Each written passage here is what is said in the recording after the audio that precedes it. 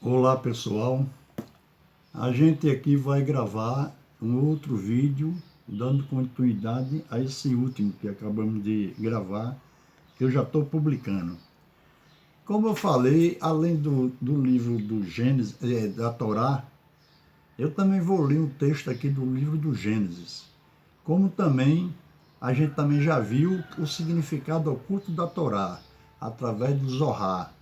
E também depois eu vou ler alguns textozinhos para a gente ter uma compreensão sobre o livro de Enoque, que é esse daqui.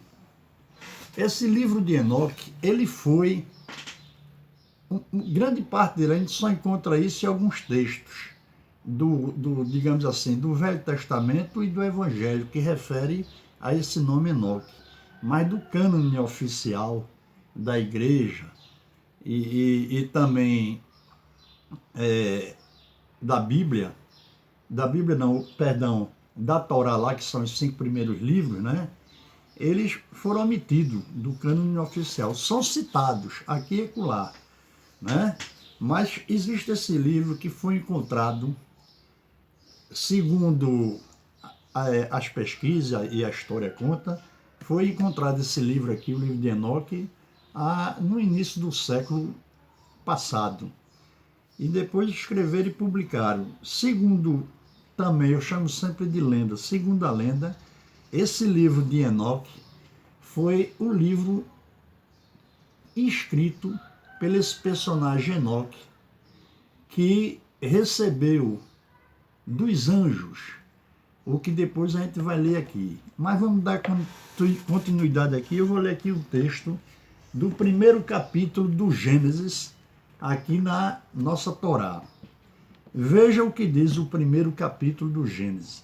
Lembre-se que aqui já há traduções, né? Porque ele no hebraico, que é essa parte aqui, ele diz que Elohim, né? Elohim. Essa palavra Elohim, ela é uma palavra mista, digamos assim, entre o masculino e o feminino, né? Então usa-se essa palavra Elohim. Mas na nossa tradução ele diz assim, ó, capítulo 1, porção semanal de Bereshit, né? Bereshit em hebraico significa criação, não é? Aí ele diz, capítulo 1, verso 1, no princípio criou Deus os céus e a terra. Veja que essa palavra céus, vão gravando isso, ela se encontra aqui no plural, céus. Aí continua, versos 2, e a terra era vã e vazia, e havia escuridão sobre a face do abismo, e o Espírito de Deus se movia sobre a face das águas. Eu vou dar aqui um ponto. Vejam que logo no início, no capítulo 2 da Torá, né, que é a nossa Bíblia Sagrada, os 5 primeiros livros, que é a Torá, que está lá no nosso Velho Testamento, ele diz que Deus se movia sobre a face das águas. Observe que água já existia, não é? Senão aqui diria o seguinte, e Deus criou as águas. Mas não. Diz que Deus, no princípio, criou os céus, no plural, e a terra, no singular. E no segundo versículo ele diz, e a terra era vã e vazia, e havia escuridão sobre a face do abismo, e o Espírito de Deus se movia sobre a face das águas. Então já havia água. Então ele continua, no verso 3, e disse Deus, abre aspas, seja luz, exclamação, fecha aspas, e foi luz, e viu Deus a luz que era boa, e separou Deus entre a luz e a escuridão. E chamou Deus a luz dia, e a escuridão chamou noite. E foi tarde e foi manhã, dia 1. Continuando. Verso 6. E disse Deus: haja expansão no meio das águas, e que separe entre águas e águas. Veja que houve uma expansão no meio dessa água e separasse elas águas e águas. Continua no plural. Aí diz no verso 7. E fez Deus a expansão e separou entre as águas debaixo da expansão e entre as águas de cima da expansão. E foi assim. E chamou Deus a expansão céus. Céus. E foi tarde e foi manhã. Foi o segundo dia.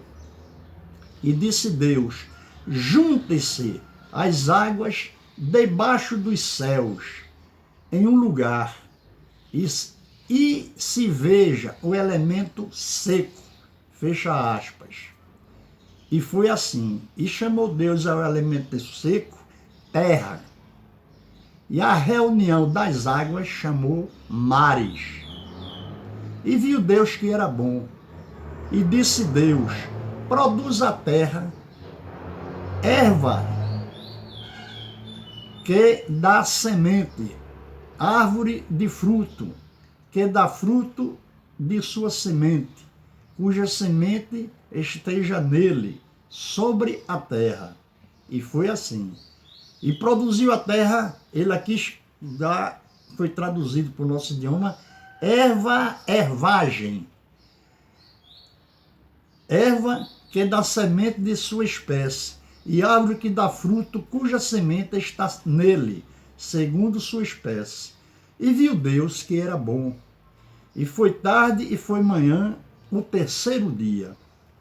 E disse Deus: sejam luzeiros na expansão dos céus, para separar entre dia e noite, e sejam por sinais e por prazos, e por dias e anos. E sejam por luzeiros na expansão dos céus, para iluminar sobre a terra. E assim, vejam bem, e foi assim. E Deus fez 2 grandes luzeiros, o luzeiro maior para governar o dia, e o luzeiro menor para governar a noite.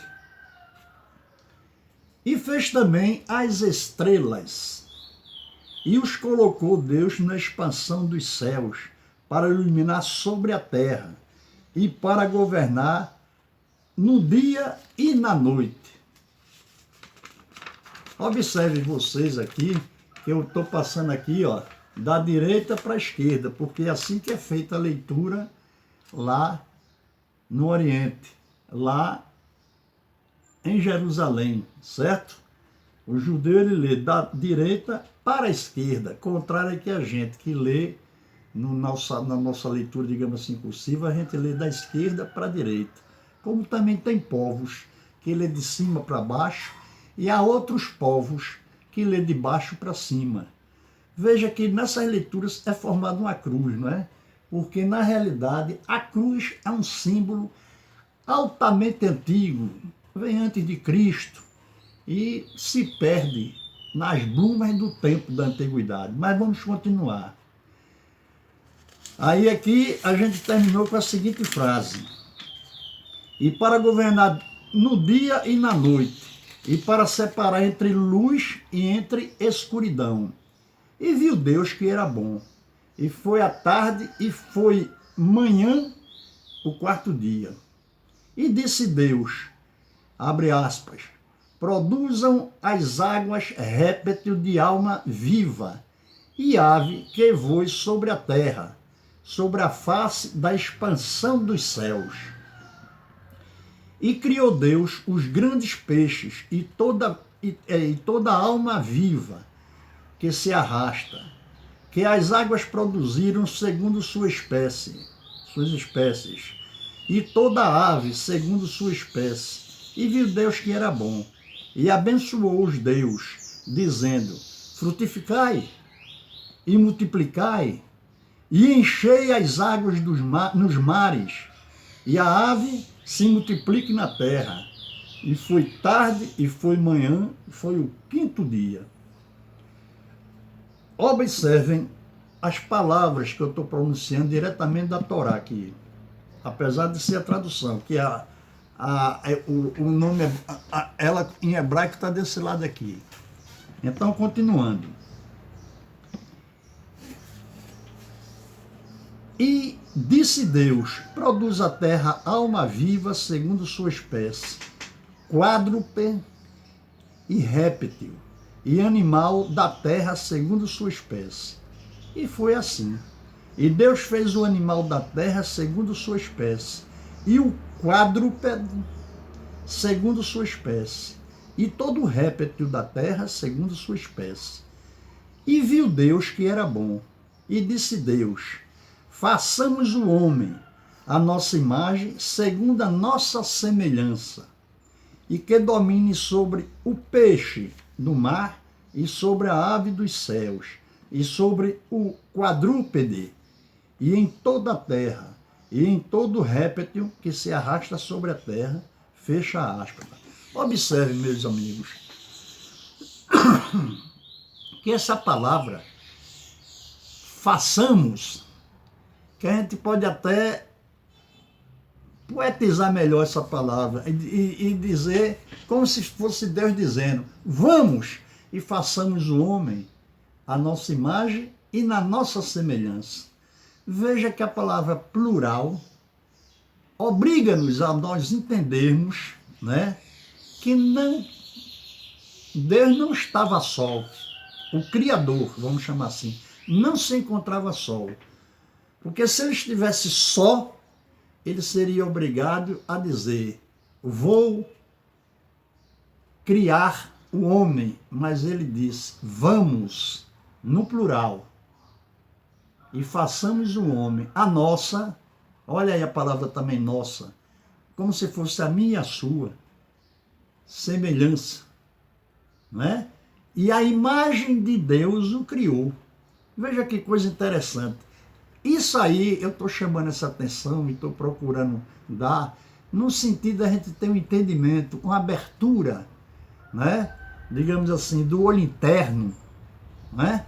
Do nosso olho interno, desse terceiro olho, né? Para a gente começar a entender o texto.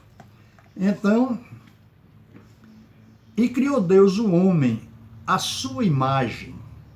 A imagem de Deus o criou, o macho e a fêmea, criou-os. Vamos novamente para cá.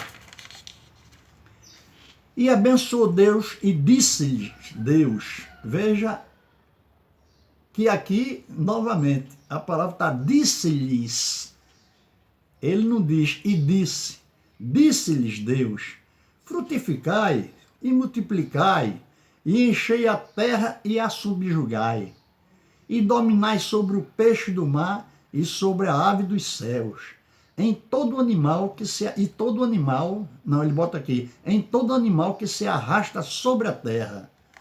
E disse Deus, eis que vos tenho dado toda erva que dá semente, que se acha sobre a face de toda a terra, e toda árvore que há fruto de árvore, que dê semente, e vos servirá, a vós servirá para comer.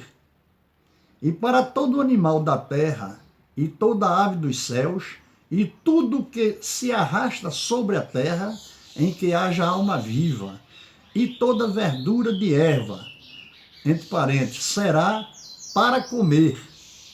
E foi assim. E viu Deus tudo o que fez, e eis que era muito bom. E foi a tarde, e foi a manhã, foi o sexto dia. Vejam, então, esse sexto dia, digamos assim, é o dia da conclusão de toda a criação, desde os céus, no plural, e a terra, no singular, né? Todos os animais, o sol para iluminar a terra, separar o dia da noite, e a lua, né, para dominar a noite, as estrelas, tudo para contar os tempos, digamos assim, astronomicamente. É por isso que os grandes navegadores da antiguidade e de hoje em dia utilizam, às vezes, o lado astronômico para se guiar, às vezes no oceano, ou então um viajante à noite olha para a estrela, tal estrela, etc., e sabe se localizar. Porque a gente sabe que a estrela polar, ela é fixa. Então aqui está o céu, não é? Que é o céu comum, que a gente vê estrelado à noite, e a estrela polar está no centro. E as demais estrelas circulando ao redor da estrela polar. Então vamos dar continuidade aqui ao segundo capítulo, para a gente dar uma parada para falar mais coisas. E no segundo capítulo diz, no primeiro versículo ele diz, e acabaram, abre parênteses, de criar-se os céus e a terra e todo o seu exército. E terminou Deus no dia sétimo a obra que fez, e cessou no dia sétimo toda a obra que fez. E abençoou Deus ao dia sétimo, e o santificou, porque nele cessou toda a sua obra, que criou Deus para fazer.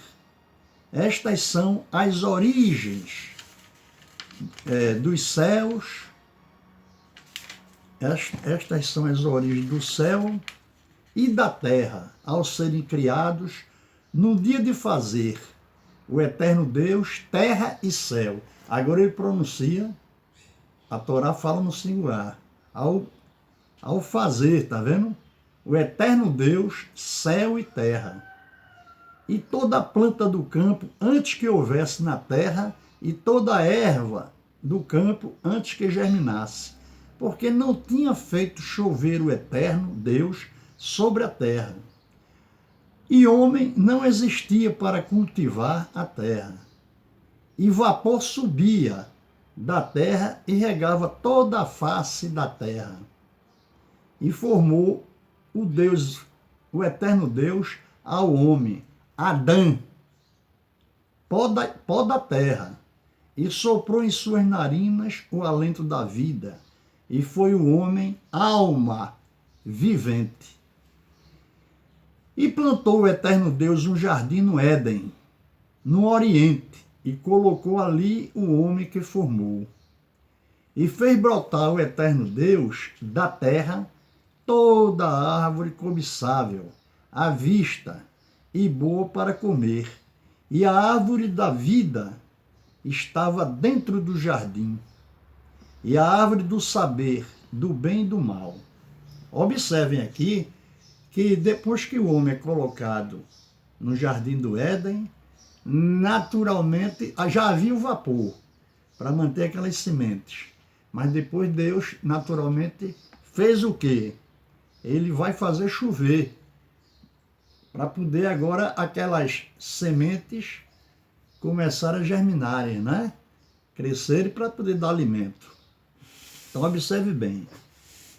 E o rio saía do Éden para regar o jardim, e dali se espalhava e convertia-se em 4 cabeceiras. O nome de um é Pison, o que rodeia toda a terra de Xavilá, que ali se acha o ouro.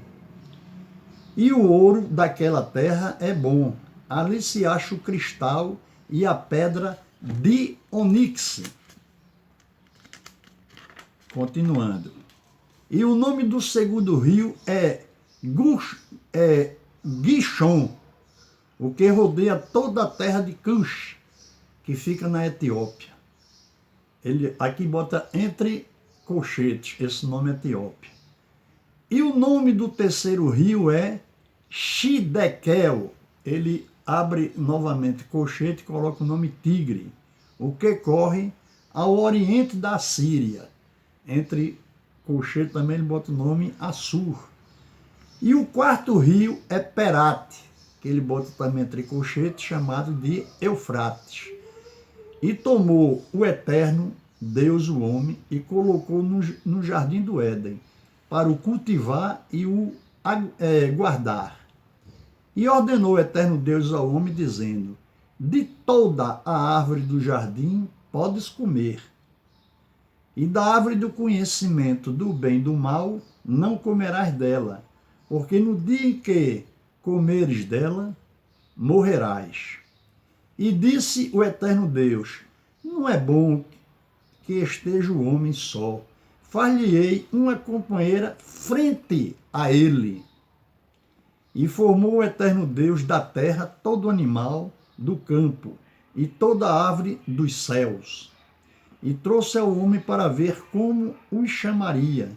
E tudo que chamaria o homem, a alma viva, esse seria o seu nome. E o homem deu nomes a todo quadrúpede e aves dos céus, e a todo animal do campo, e para ele, abre parênteses, o homem não achou uma companheira frente a ele. E fez o eterno Deus cair um sono pesado sobre o homem, e este adormeceu. E tomou uma das suas costelas e fechou com, abre parênteses, com, fecha parênteses, carne o seu lugar. E fez o eterno Deus, abre parênteses, eles colocam aqui, e dizem, fecha parênteses, costela que tinha tomado do homem uma mulher, e a trouxe ao homem. E disse o homem: esta vez é osso dos meus ossos. Assim diz o homem: essa vez é osso dos meus ossos, ossos e carne da minha carne, e esta será chamada mulher, porque do homem foi tomada esta. Portanto, deixará o homem a seu pai e a sua mãe, e unir-se-á à sua mulher, e serão uma, abre parênteses, só, fecha parênteses, carne. E estavam ambos nus, tanto o homem como a sua mulher, e não se envergonhavam. Aqui eu vou dar uma pequena parada nessa leitura, para poder a gente partir para outra coisa. Lembre-se vocês, deixa eu ver aqui quanto tempo já está aqui, 22 minutos. Pronto, eu vou dar uma parada nesse vídeo, que vocês vão ter a oportunidade de dar continuidade, para pegar outros textos aqui, para a gente ir encaixando um entendimento com o outro, né? Que às vezes a gente fica se pensando, fazer o homem do barro, né? Pegar um bocado de barro, manuseá-lo ele, né? Juntá-lo, fazer um bonequinho, em seguida da vida, assoprar nas narinazinhas daquele bonequinho e formar o homem. Isso é o que a gente citou no livro do Zohar. É um conto e uma narrativa, é como se fosse uma parábola, mas não o lado, a gente tem que ver a simbologia para poder entender o lado místico, o que eu chamo de ler por dentro. Lembra-se que eu sempre nos outros vídeos dizia que São Paulo dizia: a letra é morta, só o espírito a vivifica.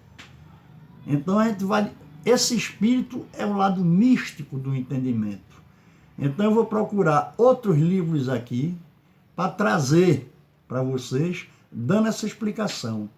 Porque, vamos imaginar, eu fiz um boneco de barro, no caso eu, fiz um boneco, apesar de São Paulo dizer que vós sois Deus e o Espírito de Deus habita em vós. Mas vamos supor que eu pego e faço um bonequinho, sopro na narina dele, né?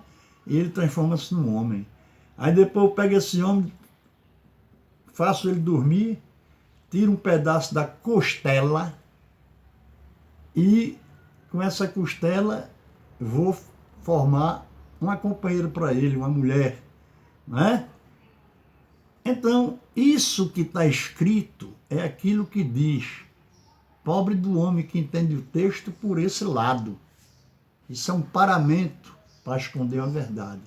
E essa verdade, que nessa minha página, tudo eu chamo de meia-verdade, é que eu vou buscar um texto para ler essa criação do homem, mas pelo menos, digamos assim, cientificamente, que nos ajude ao entendimento pelo lado místico dessa, digamos, meia-verdade. Por que meia-verdade? É bom sempre lembrar que eu digo que a primeira verdade é quando a gente nasceu, a segunda é quando a gente entrar em óbito. O que há entre aqui e aqui, eu chamo de meia-verdade, porque na realidade aqui a gente não somos o dono da verdade. E no caso, essas interpretações também que eu vou fazer aqui, eu não vou alterar o texto nenhum aqui. E vocês aí que estão acostumados com a nossa Bíblia, viu, tem palavras um pouco diferentes da leitura cursiva, né, literal, que a gente faz do Gênesis da Bíblia. Porque aqui eu estou lendo o livro original, apesar de já uma parte traduzida. Ele todo está traduzido, mas existe o hebraico. Para quem quiser souber o hebraico ou o aramaico, adquira nas livrarias uma Torá e procure ler em hebraico, que a tradução ainda é mais diferente do que essa. Lembre-se, no início eu disse, mostrei as palavras pluralizadas e as que estão no singular, não é? Isso é importante. Eu vou parar aqui para preparar o outro.